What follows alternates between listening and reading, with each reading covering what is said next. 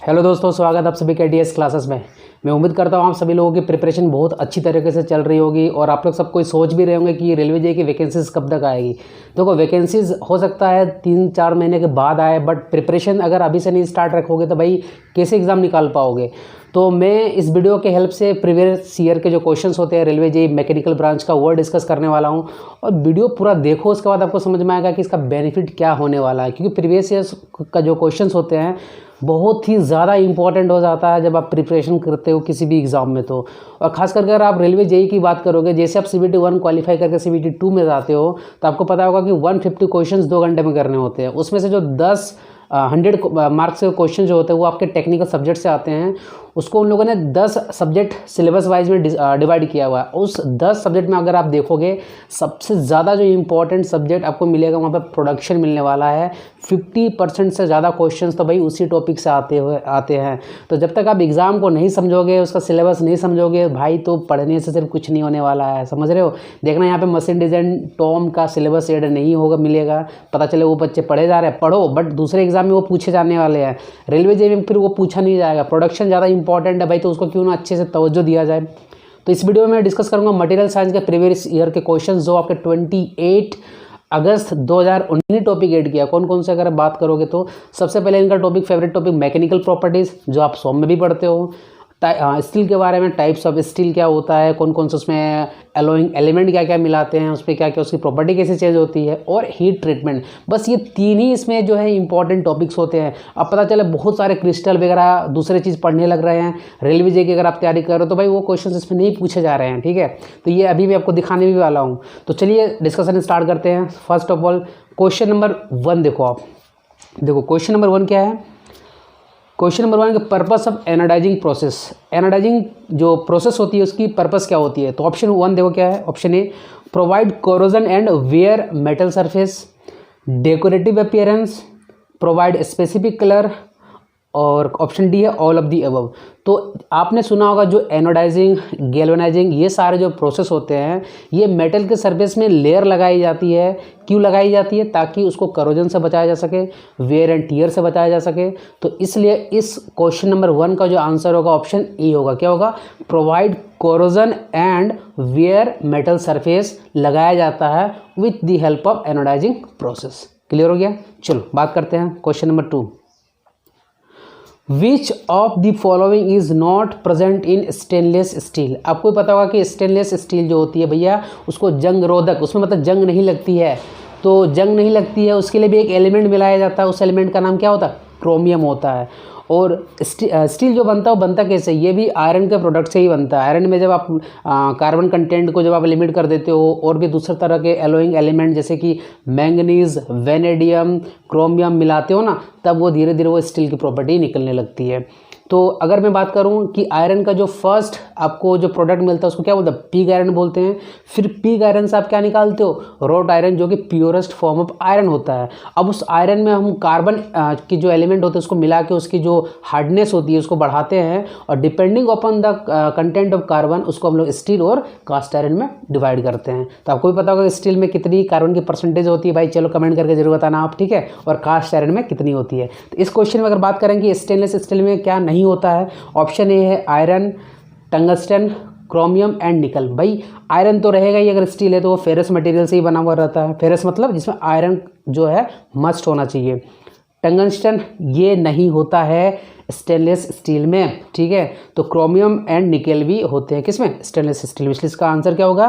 पूछा कि कौन सा स्टेनलेस स्टील में कौन सा एलिमेंट नहीं होता है, इसलिए सेकंड नंबर क्वेश्चन का आंसर होगा बी हो जाएगा। ठीक है, और आपको पता होना चाहिए कि क्रोमियम मिलाने से स्टेनलेस स्टील की कौन सी प्रॉपर्टी बढ़ती है। तो भाई आपकी जो कोरोजन रेजिस्टेंस को बढ़ा देता है, मतलब उसमें जंग लगने नहीं देता है। ठीक है, चलिए आगे बढ़ते हैं। Question number 3, carburising heat treatment is used for. देखो हीट ट्रीटमेंट प्रोसेस आपने सुना होगा एनिलाइजिंग, एनिलिंग, नॉर्मलाइजिंग, और एक होता है case hardening. Case hardening is the also process of, क्या बोलते हैं उसको, सरफेस स्ट्रेंथ, जो सरफेस होती है उसको हार्डनिंग करने का ही प्रोसेस होता है। किसको? जिसको बोलते हैं केस हार्डनिंग। केस हार्डनिंग किसको किया जाता है? केस हार्डनिंग जो होता है कुछ ऐसे मटेरियल होती है जिसमें कार्बन की जो परसेंटेज लिमिटेशन होती है। अगर हम लोग बात करें कि कितना % जो होता है उसमें कार्बन होना चाहिए भैया, तो अगर बात करेंगे ना हम लोग स्टील जो होता है, अगर उसमें 0.15% तक कार्बन अगर उसमें प्रेजेंट हो, तो अगर उस स्टील के सरफेस को अगर हार्डनेस को बढ़ानी है तो उस प्रोसेस को बोलते हैं केस हार्डनिंग। और केस हार्डनिंग के अलग अलग फॉर्म्स होते हैं। अगर उन फॉर्म्स की अगर आप बात करोगे, जैसे कार्बोराइजिंग हो गया, ठीक है, कार्बोनाइट्राइडिंग, फिर आपका हो गया नाइट्राइडिंग प्रोसेस, उसके बाद फ्लेम हार्डनिंग, इंडक्शन हार्डनिंग, ठीक है, नाइट्राइडिंग, साइनाइडिंग। तो इससे जो होती है स्टील की जो सरफेस होती है लो कार्बन स्टील की, उसकी सरफेस की हार्डनेस बढ़ती है। तो इसमें क्या पूछा गया है कि जो कार्बोनाइजिंग हीट ट्रीटमेंट होता है ये क्यों यूज़ किया जाता है। तो मैंने आपको ये बताया, जितने भी सारे अभी मैंने केस हार्डनिंग के जो फॉर्म्स बताए, केस हार्डनिंग का मतलब ही होता है सरफेस की हार्डनेस को बढ़ाना है। और सरफेस की हार्डनेस को बढ़ाने के लिए इसमें जो अलग अलग तरीके जैसे होते हैं, आपका हो गया नाइट्राइडिंग, साइनाइडिंग, कार्बोनाइट्राइडिंग, ठीक है, ये सारे प्रोसेस सरफेस की हार्डनेस बढ़ेगी। तो इसमें आपको यहाँ पर ऑप्शन ए दिया हुआ है, सॉफ्टनिंग द मेटल, ठीक है, ऑप्शन बी है refining grain structure, option C की अगर बात करोगे हार्डनिंग आउटर सरफेस, और ऑप्शन डी जो है यहाँ पे रिलीविंग इंटरनल स्ट्रेस। तो आपको समझ में आ गया होगा कि carburising is a form of case hardening which is used to increase the surface hardness of किसका, लो कार्बन स्टील का। क्लियर हो गया। तो इसका आंसर क्या हो जाएगा, इसका आंसर हो जाएगा ऑप्शन सी, इसका करेक्ट आंसर हो जाएगा। और एक चीज़ यहाँ पे आप याद रखना, क्वेश्चन पूछा जाता है कि कार्बोराइजेशन में कौन सा एलिमेंट को यूज़ किया जाता है सरफेस हार्डनेस को बढ़ाने के लिए। तो भाई कार्बोराइजिंग से समझ में आ रहा है कार्बन होगा उसमें, और carbon nitriding, carbon plus nitrogen इसमें एलिमेंट को ऐड किया जाएगा, ठीक है। नाइट्राइडिंग में ओनली नाइट्रोजन, और साइनाइडिंग में भी कार्बन प्लस नाइट्रोजन। क्लियर हो गया। चलो क्वेश्चन नंबर 4 देखते हैं। In steel main alloy causing corrosion resistance. मैंने क्या बताया कि स्टील में अलग अलग एलिमेंट्स को ऐड करके उसकी प्रॉपर्टीज़ को बढ़ाया जाता है। जैसे अगर हमारे प्रॉपर्टीज़ को बढ़ाना तो क्या कर सकते हो, अलग अलग स्किल सीख सकते हैं, डिसिप्लिन सीख सकते हैं, ठीक है, उससे हमारी जो प्रॉपर्टीज़ हो क्या होगी, बढ़ेगी। उसी तरह स्टील की प्रॉपर्टी को बढ़ाने के लिए अलग अलग एलिमेंट्स मिलाया जाता है। उसमें से कौन सा ऐसा एलिमेंट है जो कोरोजन रेजिस्टेंस को बढ़ाता है। ऑप्शन ए क्या, manganese, option B vanadium, option C chromium, and third C डी1 इज कोबाल्ट। तो आपको मैंने बताया भी था अभी डिस्कशन में कि क्रोमियम को मिलाने से स्टील में कोरोजन रेजिस्टेंस बढ़ती है। भाई मैंगनीज को मिला देने से क्या होगा, मैंगनीज को मिला देने से हार्डनेबिलिटी मतलब हार्डनेस एंड स्ट्रेंथ बढ़ जाएगी किसकी, स्टील की। ये भी प्रीवियस ईयर का क्वेश्चन है। और वेनेडियम का अगर आप जब मिलाते हो तो जो ग्रेन होते हैं स्टील की उसको रिफाइन कर देता है, ठीक है, नए ग्रेन्स उसमें फॉर्म हो जाते हैं अगर आप वेनेडियम मिलाते हो। इसलिए क्वेश्चन नंबर 4 का आंसर क्या हो जाएगा, क्वेश्चन नंबर 4 का आपका आंसर हो जाएगा आपका सी, ऑप्शन सी क्रोमियम। चलिए नेक्स्ट क्वेश्चन देखिए। When a material is strain hardening, आपने देखा होगा माइल्ड स्टील का जब टेस्टिंग होता है तो कुछ इस तरीके से कर्व आपका वो बनता है, इलास्टिक कर्व होता है, ठीक है, फिर यील्डिंग पॉइंट, अपर यील्ड, लोअर यील्ड, फिर एक स्ट्रेन हार्डनिंग बनता है। तो स्ट्रेन हार्डनिंग के टाइम आपने देखा होगा जो ये ऊपर से कर्व उठता है उसको हम लोग प्लास्टिक डिफॉर्मेशन वहाँ पे होती है। उस कंडीशन में जब स्ट्रेन हार्डनिंग होता है तो उसमें पूछा गया कि उसमें होता क्या है, यील्ड स्ट्रेंथ और डक्टिलिटी में। भाई जब मटेरियल डिफॉर्म होगा तो उसकी तो डक्टिलिटी की प्रॉपर्टी घट ही रही है ना। भाई मटेरियल डिफॉर्म कब होता है, जब वो परमानेंट प्लास्टिक डिफॉर्मेशन लेने लगता है, ठीक है। तो जब आपकी स्ट्रेन हार्डनिंग का जब प्रोसेस होता है उसमें यील्ड स्ट्रेंथ जो होते हैं मटेरियल की बढ़ जाती है और डक्टिलिटी जो होती है वो घट जाती है। इसलिए इस ऑप्शन अगर बात करोगे तो इसका जो आंसर होगा क्वेश्चन नंबर 5 का ये बी होगा। क्या करेगा ये, its yield strength increase, yield strength बढ़ेगी एंड डक्टिलिटी रिड्यूसेस, ठीक है। चलो नेक्स्ट क्वेश्चन देखो।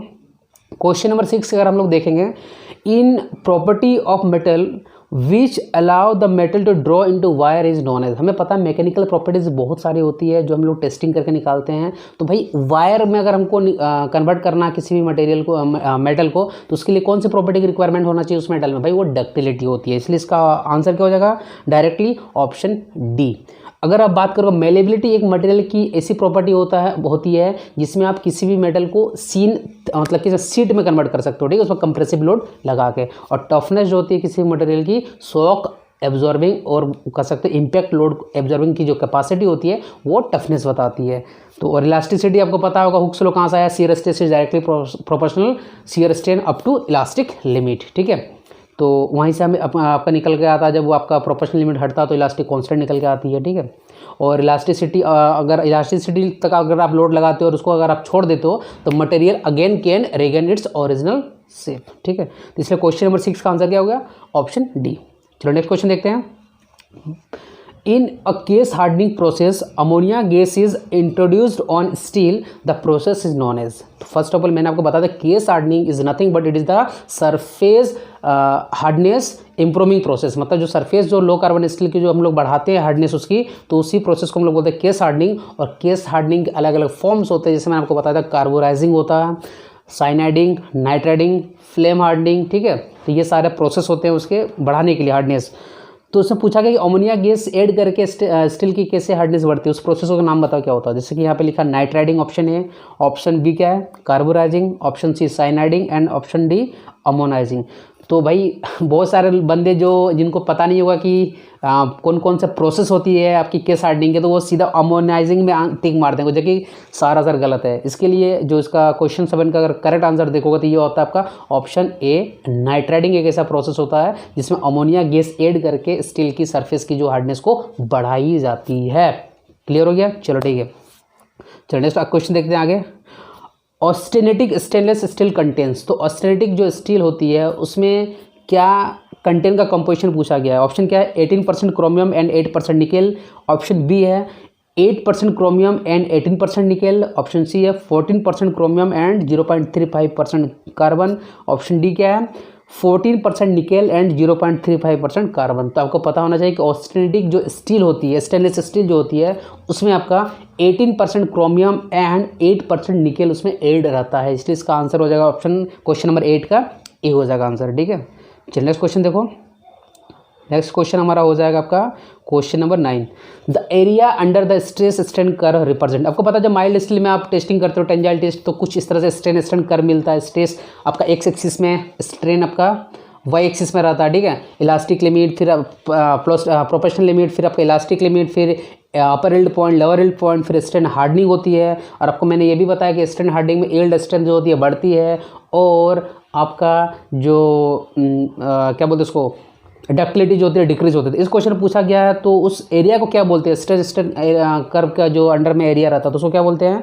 तो क्वेश्चन ऑप्शन है breaking strength of the material, toughness of material, hardness of material, energy required to cause failure. तो उस एरिया को हम लोग बोलते हैं टफनेस ऑफ मटेरियल। और एक चीज़ याद रखना, मॉडुलस ऑफ टफनेस क्या होता है द एनर्जी रिक्वायर्ड, ठीक है, या it is the ability of material to it is the ability of material to required energy up to fracture point, मतलब फ्रैक्चर तक पॉइंट तक पहुंचने तक जितनी एनर्जी रिक्वायरमेंट होती है उसको हम लोग बोलते हैं क्या मॉडुलस ऑफ टफनेस बोलते हैं। और स्ट्रेस स्ट्रेन कर्व में जो एरिया दिखाता है उसको हम लोग बोलते हैं normally toughness of the material. इसलिए क्वेश्चन नंबर 9 का आंसर क्या हो जाएगा, आंसर बी हो जाएगा, ऑप्शन बी हो जाएगा, ठीक है। चलिए लास्ट क्वेश्चन देखते हैं। Hot working is done. आपको पता होगा दो चीज़ होती है, hot working and cold working. और मटेरियल में होता है कि रिक्रिस्टलाइजेशन, मतलब अलग अलग क्रिस्टल के फॉर्म्स होते हैं, शेप्स होते हैं। अगर उन क्रिस्टल के शेप्स को अगर आपको चेंज करना है, मतलब हमें एक टेम्परेचर प्रोवाइड हीट देना पड़ेगा, उस हीट के कारण मतलब नॉर्मली टेम्परेचर बढ़ाएंगे। तो भाई क्रिस्टलाइजेशन एक प्रोसेस होती है, ठीक है, जिसमें आप जब तक नहीं उस मटेरियल का जो रिक्रिस्टलाइजेशन टेम्परेचर होता है उससे जब तक ज़्यादा टेम्परेचर नहीं दोगे तो भाई उस मटेरियल का क्रिस्टल में फॉर्म चेंज नहीं होगा। तो हॉट वर्किंग जो होता है ये above the recrystallisation temperature of the metal का होता है। इसलिए क्वेश्चन नंबर 10 का भी आंसर क्या हो जाएगा, बी हो जाएगा। चलिए एक बार क्विक रिवीजन कर लेते हैं सारे क्वेश्चंस का, ठीक है, ताकि आप इसको लंबे टाइम तक याद रखो। क्वेश्चन 1 क्या था, पर्पस ऑफ एनाडाइजिंग प्रोसेस, तो ये जो होता है providing corrosion and metal surface, इसलिए इसका आंसर क्या होगा, ऑप्शन ए हो गया। क्वेश्चन 2 क्या था, which of the following element is not present in stainless steel, तो जो टंगस्टन होता है वो प्रेजेंट नहीं होता, इसलिए क्वेश्चन नंबर 2 का आंसर क्या हो जाएगा, बी हो जाएगा। क्वेश्चन नंबर 6 क्या देखो, carburising heat treatment is used for, तो कार्बोराइजिंग हीट ट्रीटमेंट यूज क्यों किया जाता है, आपका हार्डनिंग आउटर सरफेस को, इसलिए क्वेश्चन नंबर 3 का आंसर क्या होगा, सी होगा। क्वेश्चन नंबर 4 क्या देखो, in steel main alloy causing corrosion resistance, तो भाई उसको कोरोजन रेजिस्टेंस के लिए जो मेन वाले होता है वो क्रोमियम होता है, इसलिए क्वेश्चन 4 का आंसर हो जाएगा ऑप्शन सी। क्वेश्चन 5 देखो, when material is strain hardening, तो भाई उस टाइम उसकी यील्ड स्ट्रेंथ बढ़ेगी और डक्टिलिटी डिक्रीज होगी, तो इसलिए इसका आंसर क्या हो जाएगा, ऑप्शन बी। चलो नेक्स्ट क्वेश्चन, क्वेश्चन नंबर 6 क्या है, in property of material which allows the metal to draw into wire is known as, तो मेटल को ड्रॉ कर सकते हो वायर में वो डक्टिलिटी से, और सीट में कन्वर्ट कर सकते हो मेलेबिलिटी से, और शॉक और इम्पैक्ट लोड की जो एबिलिटी होती है मटेरियल की वो बताता है उसका टफनेस को, तो इसलिए क्वेश्चन नंबर 6 का आंसर हो जाएगा D. In case hardening process ammonia gas मतलब जो यूज़ किया जाता है इंट्रोड्यूस्ड ऑन स्टील उसके सरफेस हार्डनेस को बढ़ाने के लिए, तो उस प्रोसेस को क्या बोलते हैं, उसको बोलते हैं नाइट्राइडिंग, इसलिए क्वेश्चन नंबर 7 का आंसर हो जाएगा option A. Next question, question 8 का, ऑस्टेनेटिक स्टेनलेस स्टील कंटेंस, तो ये 18% क्रोमियम होता है और 8% निकेल होता है, ठीक है। क्वेश्चन नंबर 9 देखो, the area under the stress curve जो होता है उसको हम लोग क्या बोलते हैं, टफनेस ऑफ द मटेरियल बोलेंगे, इसलिए इसका आंसर क्या हो जाएगा, इसका आंसर हो जाएगा आपका option B. Last question, hot working जो होता है ये above the recrystallisation temperature of the material में आपका परफॉर्म होती है क्या, हॉट वर्किंग। तो ये 10 क्वेश्चन हो गए आपके, मतलब आपने देखा होगा 10% वेटेज रहता है सब इंजीनियरिंग मटेरियल से आपका, तो ये बहुत ज़्यादा इंपॉर्टेंट है। और ये तीन ही टॉपिक से क्वेश्चन पूछते हैं, mechanical properties, steels and heat treatment process आप लोगों ने देखा होगा। अगर ये डिस्कशन इस तरह का प्रोसेस अगर आपको अच्छा लगा होगा भाई लाइक करना, मेरे को भी समझ में आएगा मैं जो हार्ड वर्क कर रहा हूँ उससे आपको कुछ बेनिफिट हो रहा है। और अगर आप चाहते हो कि भाई मैं आगे भी इस तरह के प्रीवियस ईयर के क्वेश्चन इस तरीके से लेक्चर बनाऊँ, अगर आपको बेनिफिट हो रहा होगा तो कमेंट भी करना, ठीक है। तो फिर मिलते हैं नेक्स्ट वीडियो में। So guys, thanks for watching this video.